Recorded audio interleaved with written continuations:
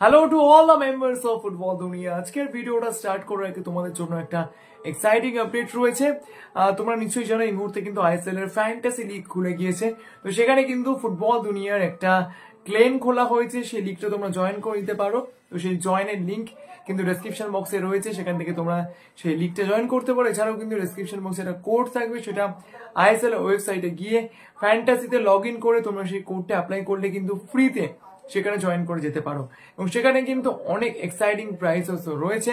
তো সেগুলো যদি তোমাদের অ্যাকোয়ার করতে হয় তাহলে কিন্তু এক্ষুনি জয়েন করে নাও আমাদের লিগটা।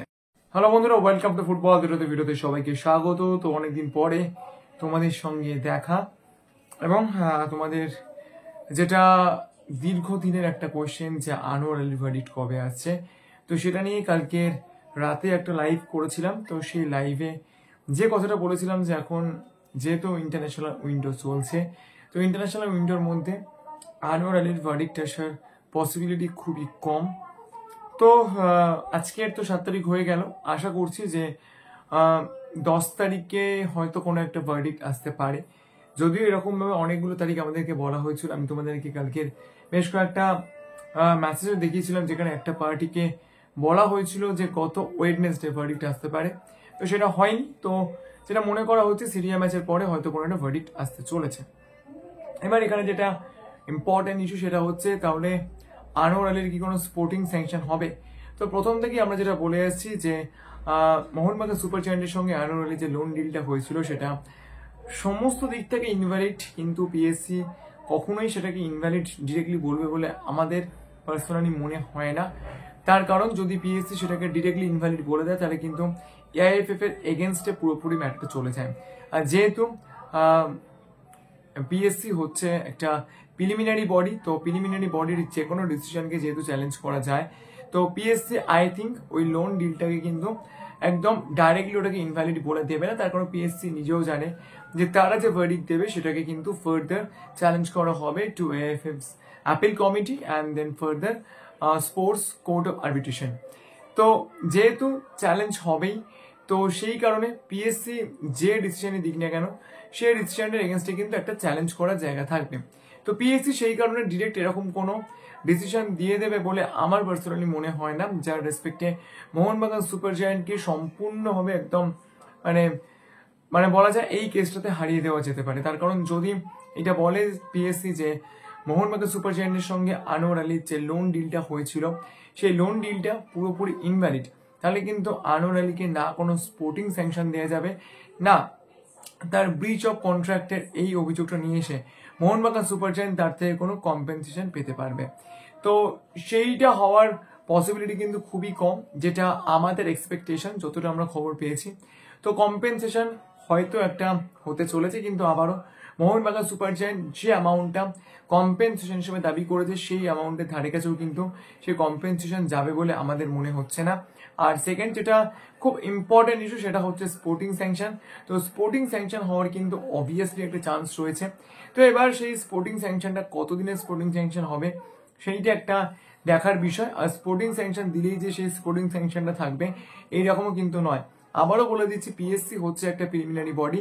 তো পিএসসির যে কোনো ডিসিশনকে যেহেতু চ্যালেঞ্জ করা যায়, তো পিএসসি ধরে নিতে পারো একটা ইন্টারমিডিয়েট কোনো একটা ডিসিশনই দিতে চলেছে, এবং যে ডিসিশনটাকে চ্যালেঞ্জ করা হবে সেটা কিন্তু পিএসসিও জানে। তো সেই কারণে কোনো স্পোর্টিং স্যাংশন এলে আমি অবাক হব না, এবং কম্পেনসেশন যেটা মোহনবাগান সুপার জায়ান্ট চেয়েছে তার অনেক কম, অনেক অনেক কম একটা কম্পেনসেশন হয়তো পেতে চলেছে মোহনবাগান সুপার জায়ান্ট পিএসসির যে ভার্ডিক্ট আসতে চলেছে, তো সেই ভার্ডিক্টে। তো সেটা কিন্তু আবারও বলছি সেটা একটা প্রিলিমিনারি ভার্ডিক্ট।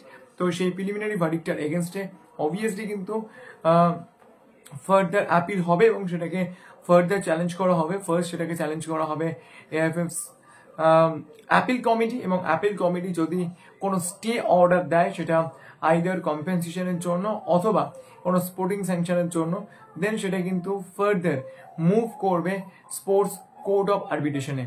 তো আমার মনে হয় এই প্রসেসটা কিন্তু আরো ডিলে হবে, আরো লং টাইম ধরে কিন্তু এই প্রসেসটা চলবে বলে এটা আমার পার্সোনাল এক্সপেকটেশন।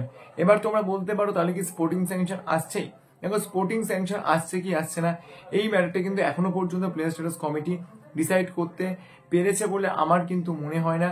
এখানে কিন্তু তারা আরো কিছু দিক দেখে নিচ্ছে। তার কারণ যদি কোনো স্পোর্টিং স্যাংশন আনোয়ার আলীকে দেওয়া হয় তাহলে কিন্তু সেই স্পোর্টিং স্যাংশনটা কেন ইম্পোজ করা হলো সেই ইম্পোজমেন্ট কজ কিন্তু পিএসসির কাছ থেকে জানতে চাইবে যদি সেই ডিসিশনটাকে ফার্দার চ্যালেঞ্জ করা হয়। এবং এটা আমরা প্রত্যেকেই জানি, এটা খুব নোন একটা এক্সপেকটেশন।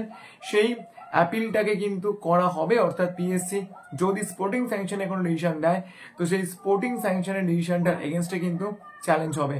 তো পিএসসিও কিন্তু স্পোর্টিং স্যাংশন দেওয়ার আগে খুব ভালো করে ম্যাটারগুলোকে দেখে নিচ্ছে যে যদি তারা স্পোর্টিং স্যাংশন দেয় তাহলে এআইএফএফ কোনো রকমভাবে কোনো কনসিকুয়েন্সেস ফেস করতে পারবে কিনা। তো সেগুলো দেখেই কিন্তু আনোয়ারকে স্পোর্টিং স্যাংশন দেওয়া হতে পারে। এবং তোমাদেরকে এটুকু বলে দিচ্ছি এই মুহূর্তে স্পোর্টিং স্যাংশন হওয়ার চান্স 50-50, মানে 50% চান্স হচ্ছে স্পোর্টিং স্যাংশন হওয়ার আর 50% চান্স হচ্ছে স্পোর্টিং স্যাংশন না হওয়ার।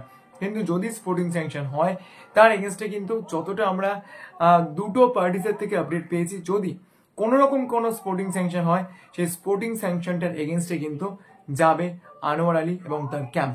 আশা করি সমস্ত ব্যাপারটাকে তোমাদেরকে ডিটেলে বুঝিয়ে দিতে পেরেছি। যদি ভিডিওটা ভালো লাগে তাহলে সাপোর্ট করো আর অবশ্যই চ্যানেলটার পাশে থেকো, সাবস্ক্রাইব করো। তার কারণ সবসময় বলি তোমরা সাবস্ক্রাইব করলেই কিন্তু আরো ভালো ভিডিও বানানোর মোটিভেশন পাওয়া যায়। তো চলো এখন আমাদের এই পর্যন্ত দেখা হচ্ছে পরের ভিডিওতে।